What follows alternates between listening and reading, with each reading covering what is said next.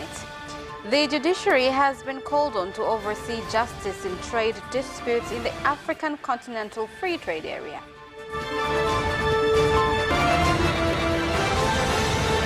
The government has been advised to improve infrastructure so as to meet increasing number of tourists visiting the country.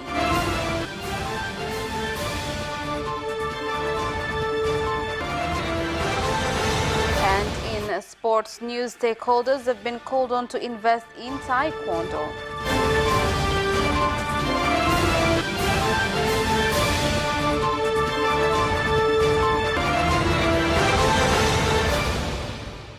Good evening, this is Capital News at 9:30. My name is Khadija Zimbwe. First, the national news.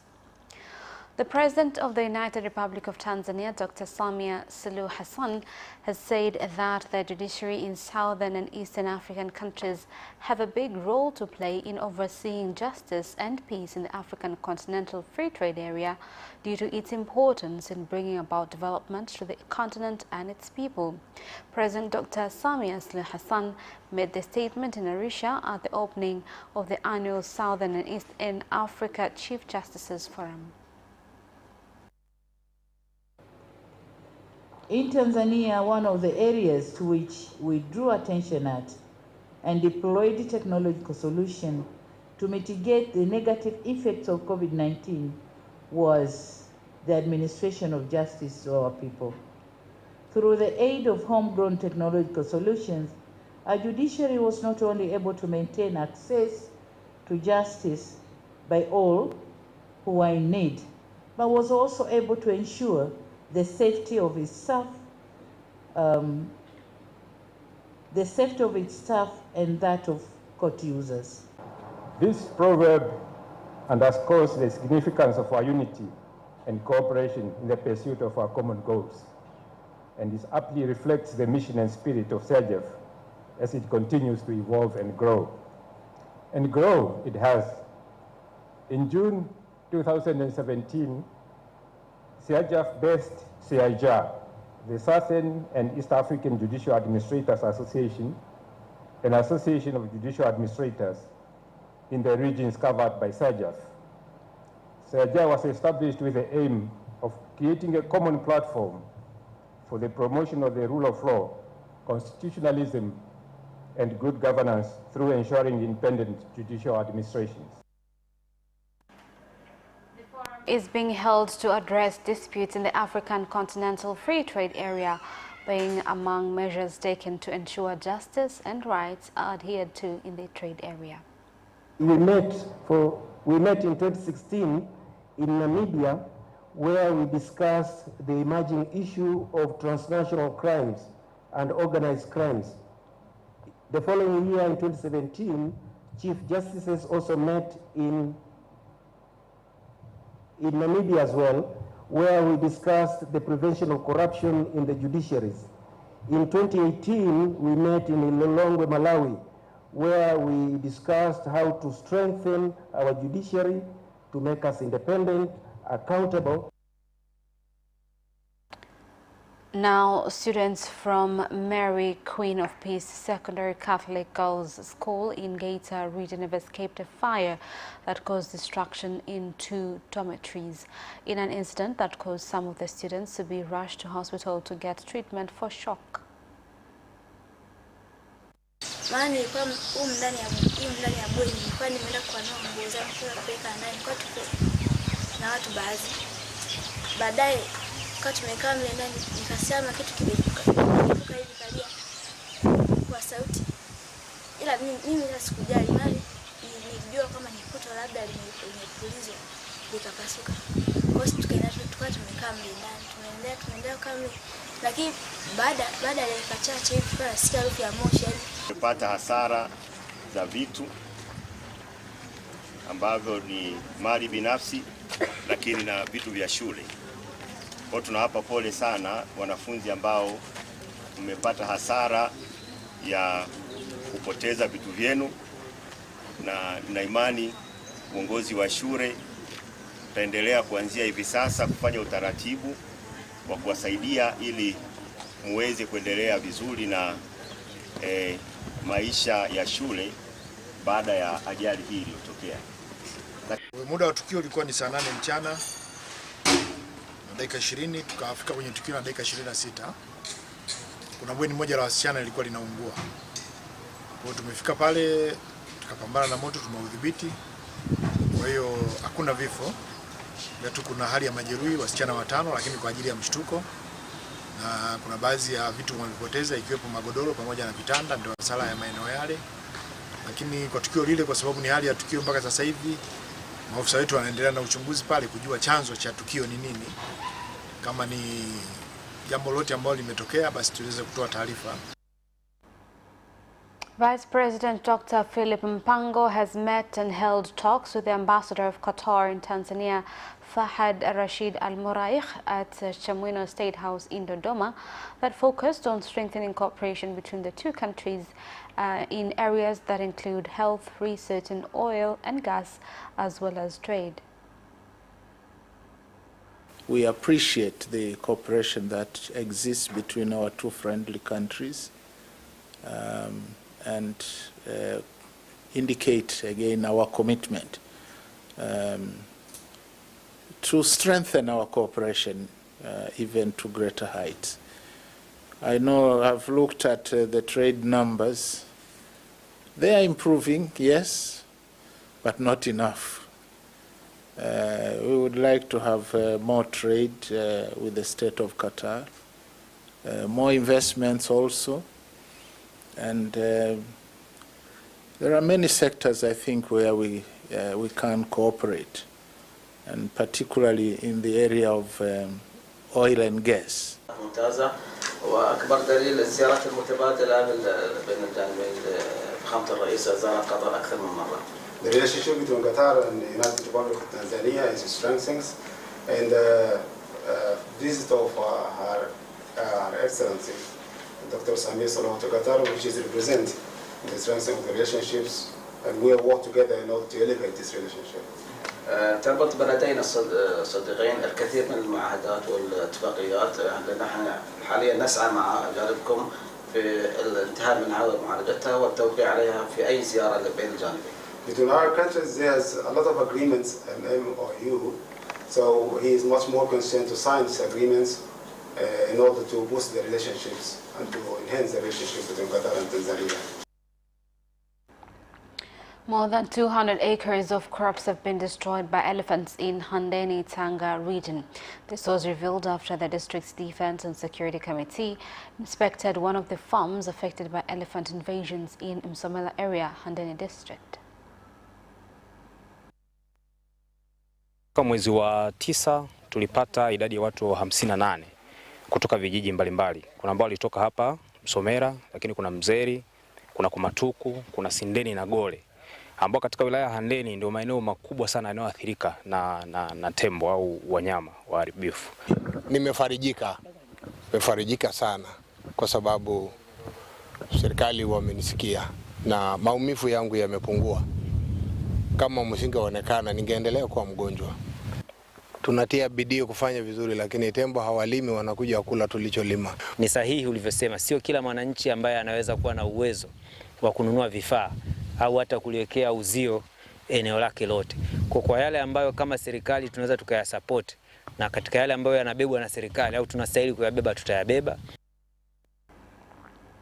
More than 300,000 children under 8 years are expected to get vaccinated against polio in the second phase of the campaign to be implemented from 26th to 29th of October this year in Mbeya district. Katika kutekeleza zoezi la chanjo ya polio kwa awamu ya pili, tunatarajia kuchanja watoto wenye umri chini ya miaka 8 wapatao kwa Mbeya City tunategemea watafikia watoto 168,630, na Mbeya DC watafikia watoto 131,677 katika zoezi hili la awamu ya pili. Lakini zoezi litafanyika kama lilivyofanyika awali. Tutafanya kwenye majumba, shule za msingi, shule za awali. Tuko katika nchi ambayo tumepakana na nchi nyingi pande zote. Kwa hiyo hii milipuko ya magonjwa huenda ni vitu ambavyo vikao vinatupata mara kwa mara. Kwa hiyo mikakati ambayo tunakuwa tunaitengeneza kupitia vikao hivi vya PHC ni vyema tukawa pia tuna implement katika maisha yetu ya kila siku. ningeomba kwa kuwa tumefanya vizuri, basi mikakati mwendo ni ule ule. Tuboreshe tu pale ambapo tuliona tumeyumba kidogo, lakini mwendo ule ule. Na yapo maeneo machache tukufika. Hilo ndio eneo la kwanza nadhani tuliaddress. The United Nations on October 24th will be commemorating 78 years since its establishment by assessing implementation of Development Millennium Goals in countries around the world, including Tanzania. Some of you probably know, tomorrow, 24th of October, is the United Nations Day. And like every year around the world, we will be commemorating or celebrating it tomorrow for the 78th time since 1948, which is the time when the UN Charter came into force. And I believe that UN, its relevance and importance and multilateral resolution of issues and problems is more relevant today than ever. So as part of this UN Day, United Nations does different activities. Been 8 years we've been working in implementing different initiatives. As we understand, UN, they've got 17 SDG goals, and as Sahara Ventures also, we are part of trying to support some of the SDG goals.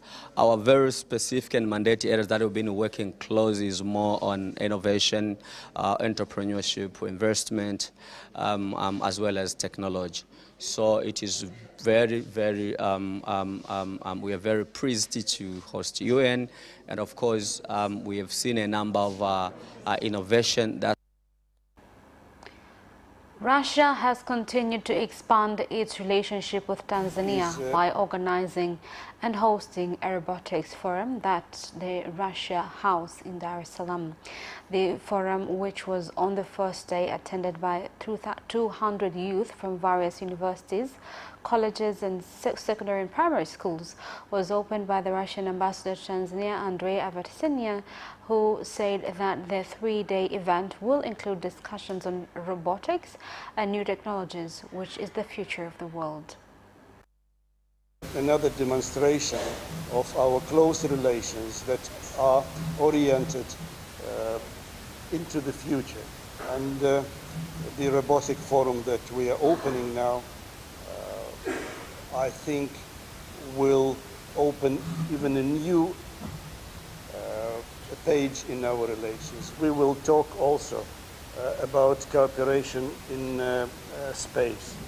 We know that Tanzania is interested in building its own satellite and sending it into outer space, and Russia is ready and will be happy to assist Tanzania here. Tanzania can actually leverage robotics on automation in agriculture and enhance productivity, improve food security, and drive economic development. The implementation of robotics in agriculture can address various challenges such as labor shortages, inefficient farming practices, and climate change. Fortunately, in Tanzania, most of the land in Tanzania are arable land, very fertile. With a sufficient knowledge in robotics, we would develop our agriculture industry and build food security. And that is the end of National News. Business News is next.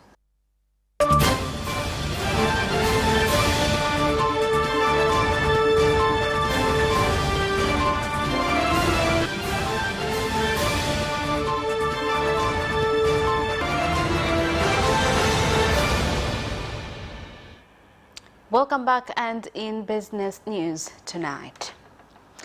The government has been advised to improve on various infrastructure in the tourism sector in order to meet the increasing number of tourists visiting the country.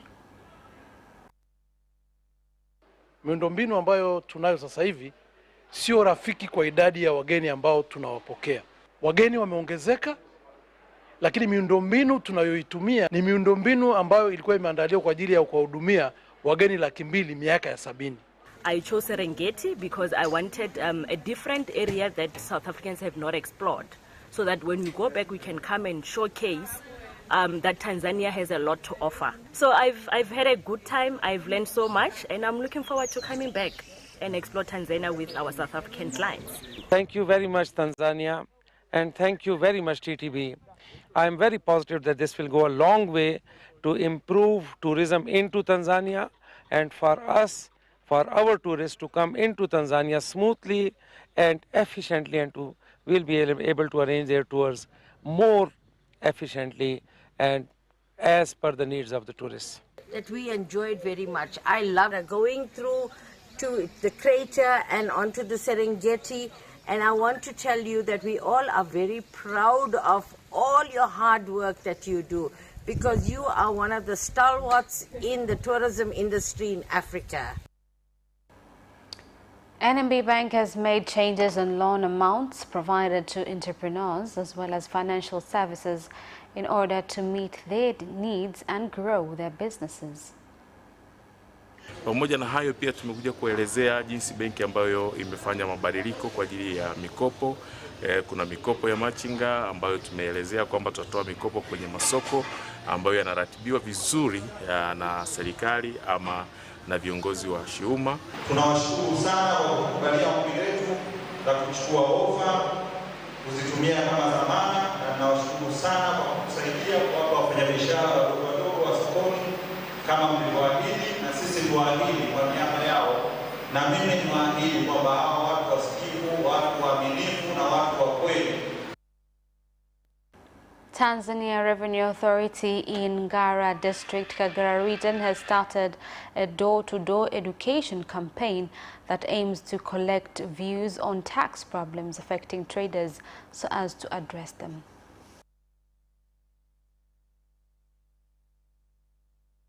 Wakafanikiwa, wakapenya, wakapita. Ni mpira. We apologize for the mixture of footages there, but that marks the end of our business news tonight. Sports news is next after this short break.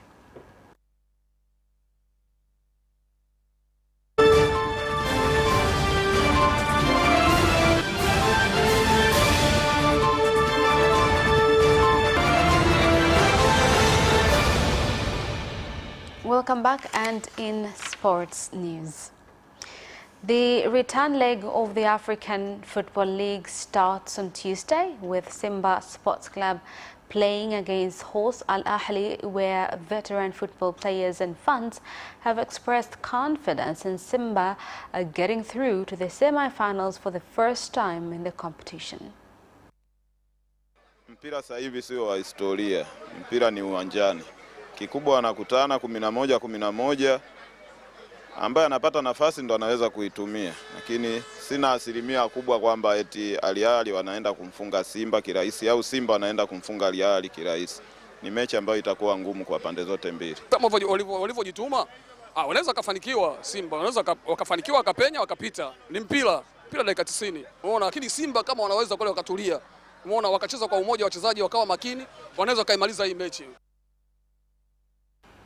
Now, sports stakeholders in the country have been urged to invest in the taekwondo game in order to get players who can represent the country in international competitions. The call was made at the first taekwondo competition to be held in Kilimanjaro region. Huu mchezo ni wa kujenga nidhamu kuanzia nyumbani, mtaani, shuleni mpaka kila sehemu yoyote. Na mimi nimefurahi tu, ni mchezo mzuri sana. Huu mchezo wa taekwondo nilikuwa siujui, sijawahi kusikia. Kwa hiyo mashindano haya yalikuwa ni mahususi kwa ajili ya kuangalia vipaji vya watoto ili tuweze kupata kile kitu ambacho tunakitegemea kwa wawakilishi ambao wataenda kuwakilisha katika mashindano ya kimataifa. Boxer Oscar Richard from Narcos has won the Safaria Beach 10 round fight against Hassan Ndonga that was held at Rongoni Beach in Kigamboni, Dar es Salaam. Kwa majaji wote watatu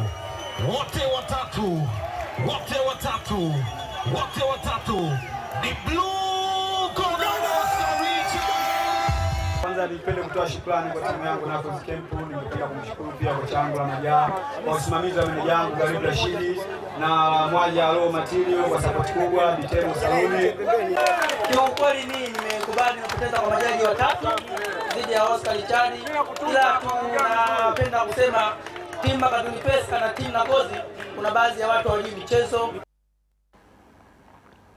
JKT Queens coach Azishi Kondo has said the team is ready to represent the country in the African Football Women League that is expected to take place in Ivory Coast next month. Tumejiandaa vizuri na wachezaji wetu wengi wako timu ya taifa, walicheza mechi hapa ya kirafiki. Wamemaliza tena walicheza wiki iliyopita mechi hivyo wakamaliza, tumepata matokeo mazuri na tunawasubiria wanacheza tena mechi ya 26, wakimaliza wanaenda kurudiana kule Botswana, wakimaliza Botswana tunaenda moja kwa moja Ivory Coast. Sisi tunaona sisi timu yetu ya JKT ni mara ya kwanza, lakini kwa wachezaji sio mara ya kwanza kwa sababu wanacheza mashindano kila wakati. Wako timu ya taifa, tuna wachezaji karibia 25 kwa timu ya taifa. Kwa hiyo tunaamini kabisa ubora wao uliokuwa timu ya taifa watakatisha vizuri kwenye mashindano hayo. Kwa hiyo sisi kama JKT ni mara yetu ya kwanza. And that sports item ends our news bulletin for tonight. My name is Khadija Zimbwe. Thank you for watching and good night.